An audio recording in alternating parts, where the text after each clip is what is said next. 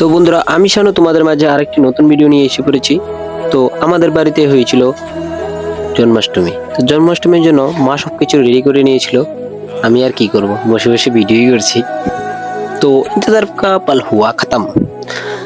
এখন আমাদের পুজো স্টার্ট হয়ে গিয়েছে বাড়িতে। তো বন্ধুরা, সবাই তো তোমরা জানোই জন্মাষ্টমী যেহেতু অনেক নিয়ম কানুন আছে, কারণ কৃষ্ণর নিয়ম কানুন শেষ হয় না।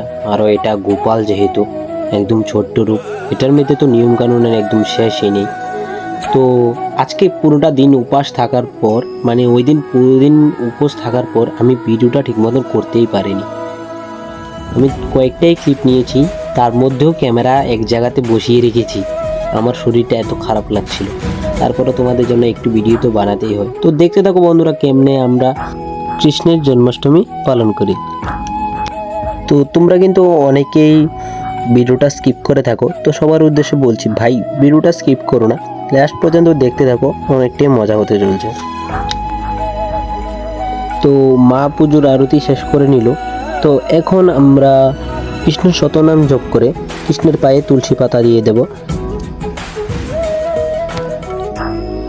তো কৃষ্ণের পায়ে তুলসী পাতাও দেয়া শেষ। এখন আমরা কৃষ্ণের অভিষেক করে নেব।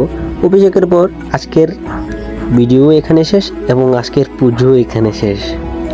বন্ধুরা, তোমাদের সকলের সাথে দেখা হচ্ছে নেক্সট ভিডিওতে। ততক্ষণ পর্যন্ত সবাই সুস্থ থাকবেন, ভালো থাকবেন। জয় হিন্দ, জয় ভারত।